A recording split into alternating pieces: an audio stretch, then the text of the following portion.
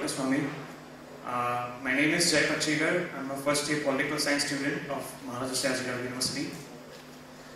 You talked about this DNA all thing, that all Indians have same DNA. Why there should be a caste system? Why call one Brahmin or Kshatriya? Why not all Hindustanis? And even Muslims should call them. I mean, your speech was in such a way that you meant that even Muslims should call them Hindus. Why not call everyone Indians?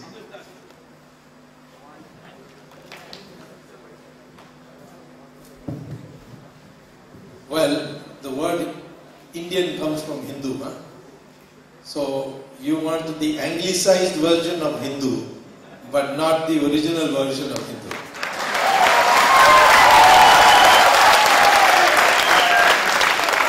I didn't say Muslims should call themselves Hindu. I said Hindustani. And by the way, if you read the Muslim press, Urdu press, they refer to India not as Bharat or India.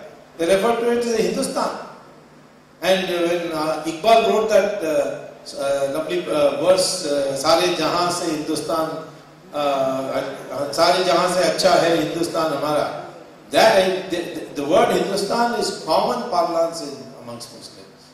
And when you talk to Muslims, privately they all say, yes, my grandfather was so and so from such and such place. But these mullahs, they don't like it, because if you start saying that your ancestors are Hindus, then you will get very close to Hindus and then they may not be able to control them.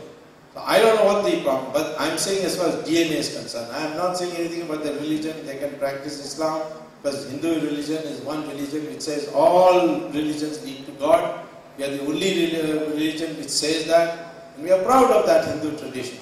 Nobody is to be converted or anything, but to acknowledge that we are Indians, anglicized version of Hindu. I am saying we should say we are all Hindustanis. That's what I mean.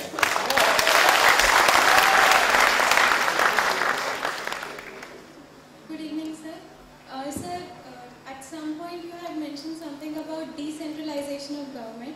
I want to ask that Mahatma Gandhi had advocated the economic growth of the country in terms of like cluster growth, in terms of cooperatives and everything. I want to ask about your take today, whether the cluster growth would work or not. Well, of course it will work, because it depends on how you define it. See, take for instance cooperative movement, your Anand movement for milk. It is now being successfully replicated all over the country. And so that is one way. The other way is that we have special economic zones, that is cluster growth, where all the inputs and outputs, everything are nearby. But over the period, the main thing about Mahatma Gandhi was that he said you should, the world has, everyone has enough for his need but not for his greed. That is the principle that we should work on, and we should try to be as simple as he wanted all of us to be, and that's what he meant by Swadeshi. These are the things, but there's no need and reason for us to stick to every word that Gandhiji said, because he said it at that occasion. Had he been alive today, such a dynamic man, he would have taken all the new developments into account and reformulated his ideas in the new version. These days, the principle of marketing is being applied by politicians. Marketing? Marketing. Ah. You know, in marketing you don't say what the customer wants. Yeah. So today, you know, the people are doing what the voter wants. Now, if the voter is uneducated, is backward, what we need really is transformational leader, like Mahatma Gandhi or Swami Vivekananda or people like that, who transform things. Unfortunately, they are following the marketing principle of what the voter wants. And therefore, we are not progressing as fast as we should. Do you agree with this? Well, I understand the substance of what you're saying, although it's not a pointed question.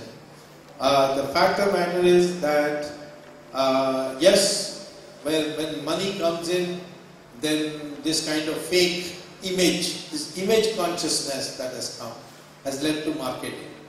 But we must be transparent. What Mahatma Gandhi was transparent. Vivekananda was transparent. He said what he meant what he said. That has now gone. Now it is, you be careful, don't speak like that, don't speak like this, your image will be spoiled. That is leading to this concept of marketing, and I totally agree with you that we must go back to being frank with our people in politics. Tell the people what can be done, what cannot be done, and people will slowly accept that. One more question from highly enthusiastic girl. That would be the last question. Okay. I'm Riddhi Gupte from DYPCom, Maharaja Sajirao University. So you cited examples of Sri Valmiki, Dr. Baba Saheb Ambedkar. Now we are facing the, I have a question regarding reservation. Yeah. Because we are facing this, for general caste we are having just 4 attempts in UPSC examination. I'm talking about central government examination. While reservation has been made for SC, ST, BC, why this, sir? Well, first of all, let me say the principle of reservation that I accept is that if a community has never been the ruling class in this country, then that community is qualified to get reservation. That means that Brahmins, Kshatriyas, they cannot get reservation even if they are poor. They can get scholarship, they can get loans on easy terms, etc. Similarly, Muslims and Christians also cannot get reservation because they have been ruling classes. Muslims ruled this country for 800 years and Christians ruled it for 200 years. So they cannot get. Nor can Yadavas and Jats, they have also been ruling classes. They also cannot get. But scheduled castes and scheduled tribes, they have never been ruling classes and they have been exploited, they have been discriminated against. And furthermore, in 1932, if Dr. Ambedkar had not made that sacrifice when Mahatma Gandhi was fasting and told the British, we don't want your separate electorate system. We knew, of course everybody knew the mischief the British did. They offered the Muslims a separate electorate and Jinnah accepted. That means Muslims will only vote for Muslims. That led to the partition of India. And at that time, the second mischief they did is that for scheduled caste they said, we'll give you separate electorate. And Mahatma Gandhi went on fast on to death. He said, this is the end of India. And Ambedkar had the guts to tell, now I agree with Mahatma Gandhi.